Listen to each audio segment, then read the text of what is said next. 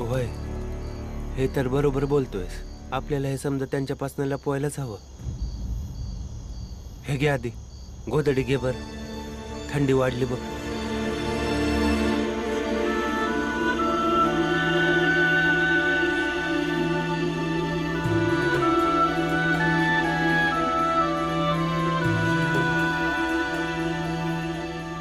चल.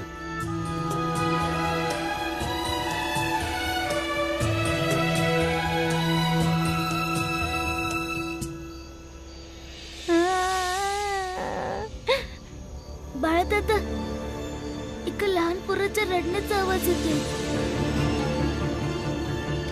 कुठे चाललायस भीम? कोणी रडते तर रडू दे ना. रात्रीची वेळ आहे, काय माहिती चोरांची जागा असेल तर. बाळदादा, ती लोक वाईट असतात, जी कुणाच्या रडण्याचा आवाज ऐकून बी कानाडोळा करतात.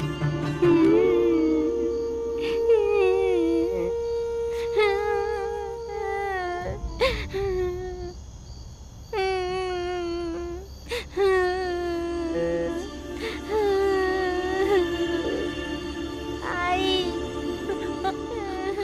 बोल. मला लई थंडी वाजतीये. बस बस, थोडीशी रात बाकी आहे. थोडे येळन सकाळ होईल आणि सूर्य उगवल, मग थंडी नाही लागायची. पण उद्या बी तर रात होईल ना. वय बाया, उद्या आपण पांघरून विकत घेऊ. तू रोज अशीच बोलतीये, पण नाही घेत.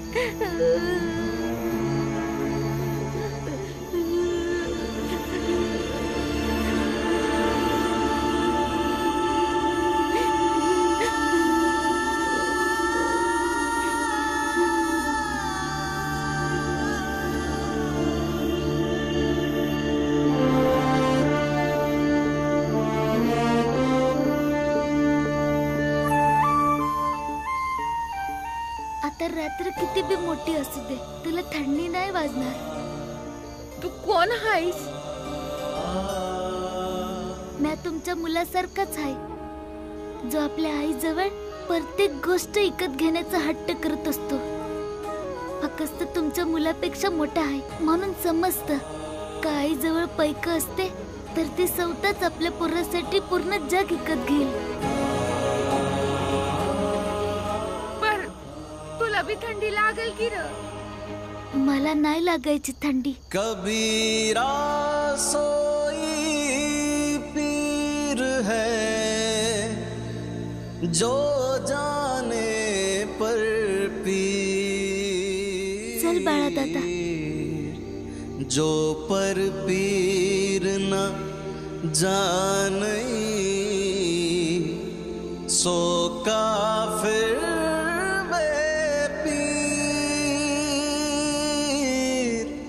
सो काफिर बेपी. भीम, तुला थंडी वाजत असेल, हे घे, लपेटून घे. नाही बाळा दादा, दुसऱ्यांना मदत करण्यासाठी स्वतःच्या त्रासाची जाणीव होणं गरजेचं आहे. ठीक आहे, आपण एकच गोधडी दोघं बी लपेटू.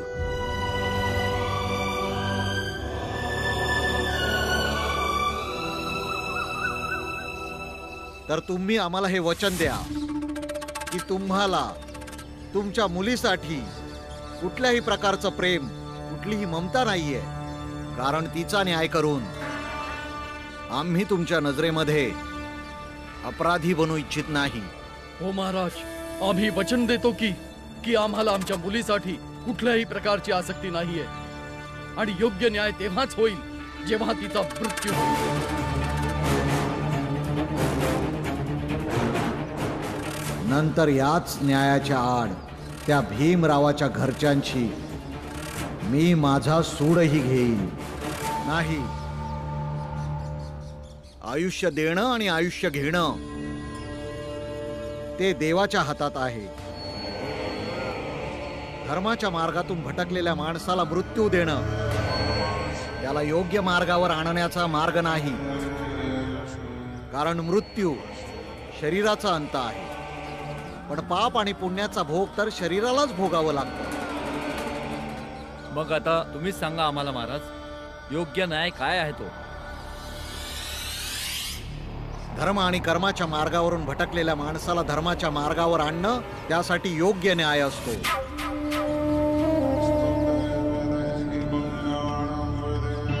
तुम्हाला हे माहित आहे का की ही विधवा तुमच्या समाजात तुमच्याच गावी येऊन का थांबली? नाही महाराज, नाही माहिती. कारण याच गावात माधवी नावाच्या एका विधवेचा धर्म याच जागेवर भ्रष्ट झाला होता आणि तुम्ही सगळेजण इथे असून सुद्धा ती या गावातून पळून गेली होती.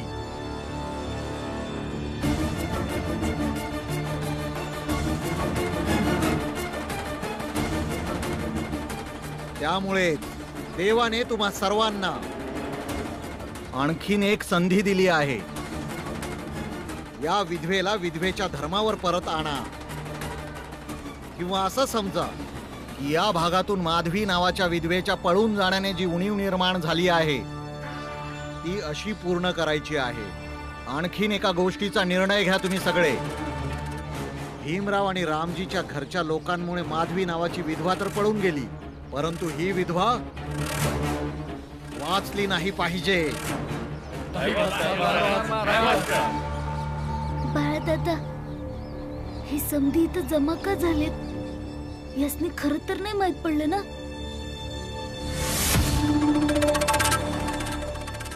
ते बघा ते दोघं. सर्वात आधी त्यांना पकडा आणि त्यांना बांधा. जोपर्यंत हे दोघं आहेत तोपर्यंत कुणीही त्या विधवेच्या केसालाही धक्का नाही लावू शकत.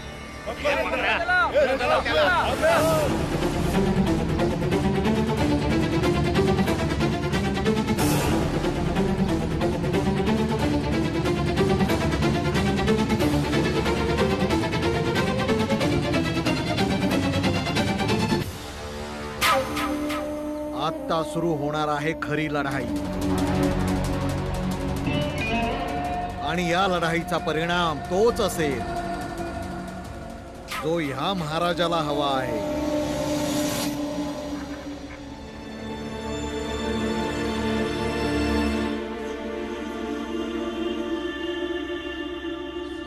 ताई,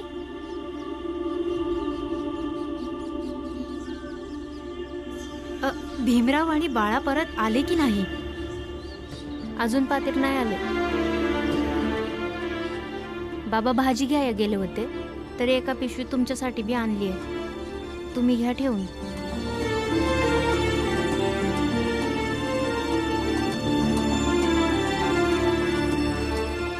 आज तुम्ही चहा नाही बनवला? आधी भीमराव आणि बाळा येऊ दे, मग बनवीन मी. बाबा, बाबा, बाबा, ते लोक येत आहेत. बाबा, ती लोक येत आहेत. लवकर या. ते लोक येत आहेत. काय झालं? बाबा, ते लोक येत आहेत. बाबा, तुम्ही लवकर आमच्या घरामध्ये जा, लवकर जा. हे काय बोलताय तुम्ही? मी तुमच्या घरात कशी येऊ शकते? झोपडीतनं ते लोक तुम्हाला घेऊन जातील, मग तुमच्या संग लय वाईट होईल. म्हणून तुम्ही आमच्या घरामध्ये चला. आमच्या घरात यायच्या अगोदर ते लोक 10 वेळा विचार करतील. जा. मी मरीन पण तुमच्या घरात पाय नाही ठेवणार. तुम्ही गोष्ट समजण्याचा प्रयत्न करा. चला घरामध्ये. चला चला लवकर. तुम्ही बस मला एवढं सांगा की तुम्ही त्यांच्याशी बोलला का नाही ते. सांगतो तुम्हाला, तुम्ही जा आतमध्ये. पाहिजे.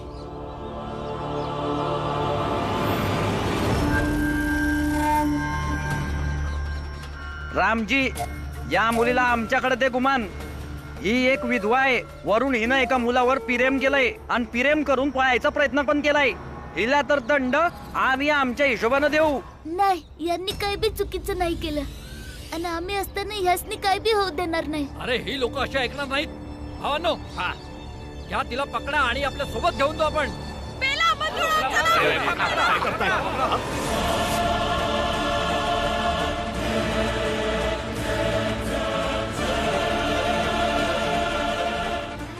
आता तुमच्यापैकी कोण आम्हाला शिवून हे बंधन तोडणार? विश्वास ठेवा, तुम्ही आमचं डोकं बी फोडलं ना तरी हे बंधन नाही तुटणार. तुझं हे बंधन तुटो किंवा ना तुटो, पण तर आज आम्ही तुमचं डोसकच फोडणार आहे. थांबा, याची गरज नाही पडणार.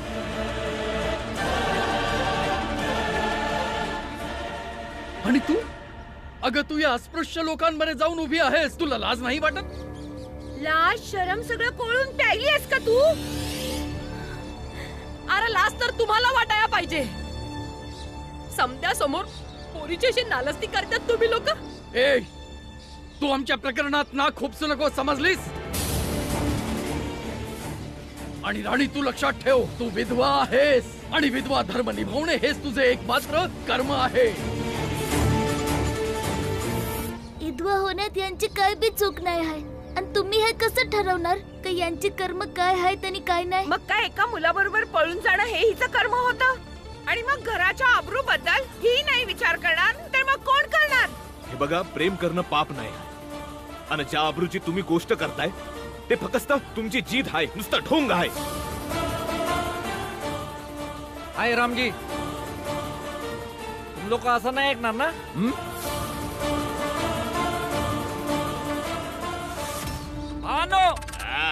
हे बंधन तोडून त्या पोरीला बाहेर काढा. हो, आणि जो कोणी पुढे येईल त्याचं डोसकं फोडून काढा. म्हणून तुम्ही आमच्या घरामध्ये चला. आमच्या घरात यायच्या अगोदर ते लोक 10 वेळा विचार करतील. अरे पुढे चालली ती बघा. अरे बघा तिला. हे चांगलं करत नाहीयेस तू.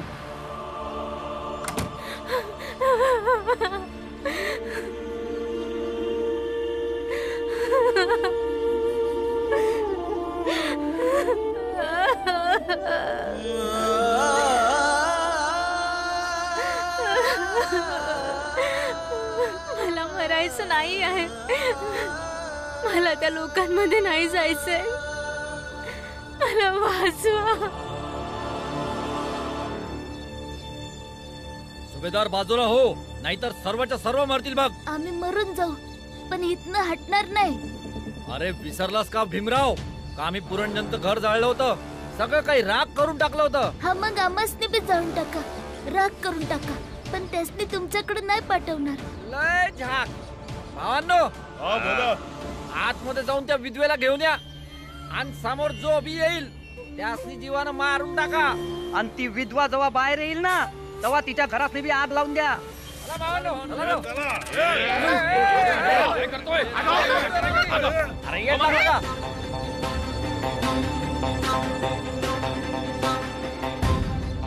कोणी बी समोर आलं तर साऱ्यांची मुंडकी इथंच कापून काढी. मग तुम्ही यासाठी जबाबदार असाल, लक्षात ठेवा. कापून काढी. हे रामजी, सोडणार नाही तुला.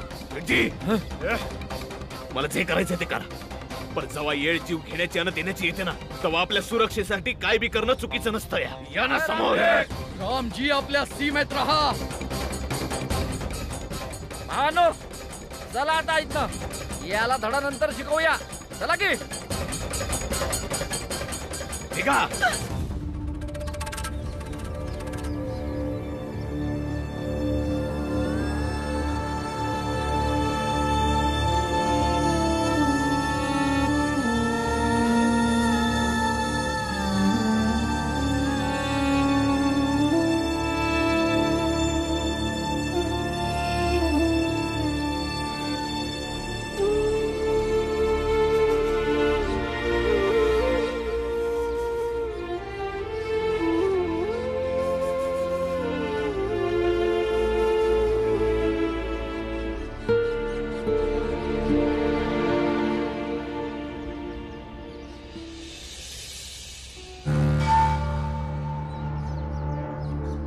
त्या भीमराव आणि रामजीच्या घरच्या लोकांमुळे माधवी नावाची विधवा तर पळून गेली, परंतु ही विधवा वाचली नाही पाहिजे.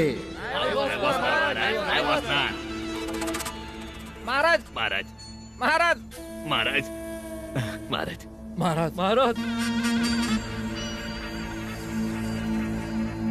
महाराज, त्या रामजीची हिंमत एवढी वाढली आहे की त्यांनी आमचा अपमान केला आणि आम्हाला दम दिला आणि बोलला की इथून चालते वा, नाहीतर तुम्हाला मारायला मी मागे पुढे पाहणार नाही. म्हणजे त्या विधवेला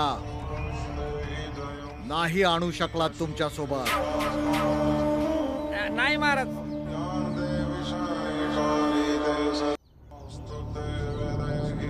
खूप पाप केला आहे तुम्ही दोघांनी. कदाचित मागच्या जन्मात तुम्हाला काही सुख मिळालं नसेल आणि पुढच्या जन्मातही कदाचित नाही मिळणार. जर या जन्मात सगळ्या पापाचं प्रायश्चित्त नाही केलं तर भगवंत तुम्हाला मनुष्य योनीमध्ये जन्मालाही घालणार नाही. ज्या प्रकारचं पाप तुम्ही जन्म दिलेल्या अपत्याने केले आहे अशा प्रकारच्या पापाचं फळ खूपच वाईट असतं. जन्म जन्मांतरापर्यंत आत्मा भटकत राहतो, मोक्षच नाही मिळत. महाराज मार्गदर्शन करा. सांगा आम्ही काय करावे ज्याने आमचे पाप धुतले जातील. आम्ही तर नेहमीच खरं बोलत असतो, पण मार्ग तर शेवटी तुम्हालाच शोधावा लागेल. दया करा महाराज, आता तुमचाच आधार आहे.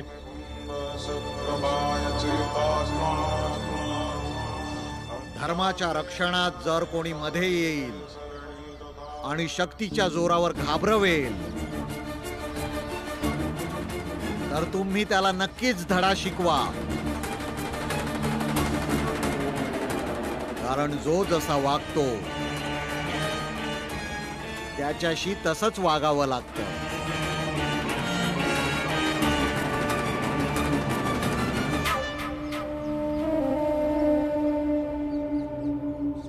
मारून टाकलं त्या लोकांनी त्याला.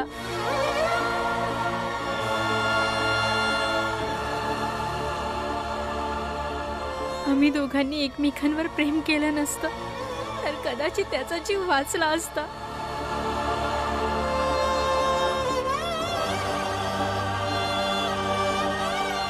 सगळे खरं बोलतात की मी कमनशिबी आहे. आधी माझ्या नवऱ्याचा जीव गेला आणि नंतर त्याचाही.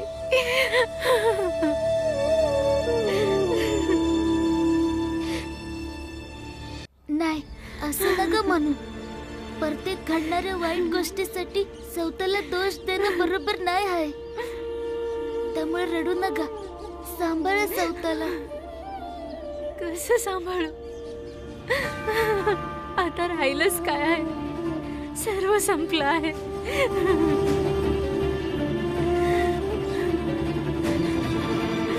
प्रेमाचं विश्व उभारायचं होतं, पण दोन आयुष्य माझ्यामुळे संपलीत.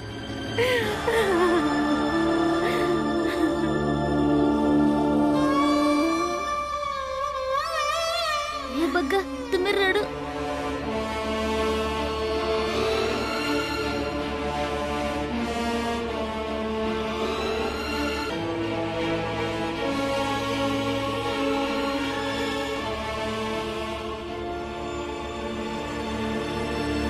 महाराजांनी सांगितलं होतं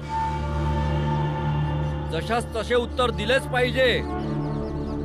इशारा कळतोय का तुम्हा लोकांना? हा नक्कीच समजत आहे शेठजी. बस एक गोष्ट काय पाहिजे की हे शुभ कार्य करल कोण. शेठजी घेऊन आलो. शेठजी त्याच्या कोयत्याच्या समोर मी बंदूक आणली.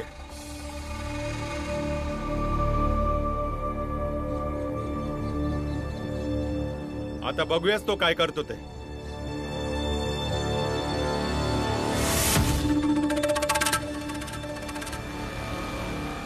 वा, ही तर कमालच झाली.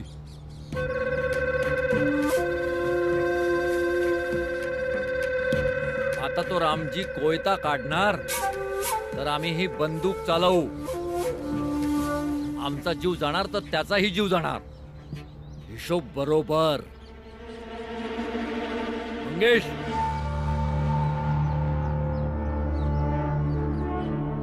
भावांनो, आता तुम्हीच सांगा का तुमच्यापैकी कोण हे शुभ कार्य करणार? कोण ही बंदूक चालवणार? त्यानं समोर यावं.